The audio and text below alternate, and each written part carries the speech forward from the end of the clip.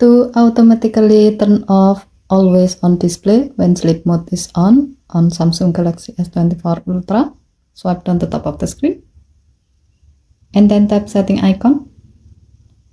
Scroll down the screen to find mode and routine. Tap mode and routine. While you are in the mode section, tap sleep. Tap other action section. Under suggested action section, tap always on display.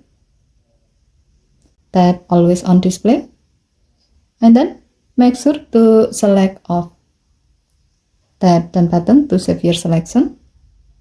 And then tap done button again to save the change. With this setting, your phone will automatically turn off always on display when sleep mode is on. Okay, thank you for watching. Please help to like and subscribe. Have a nice day.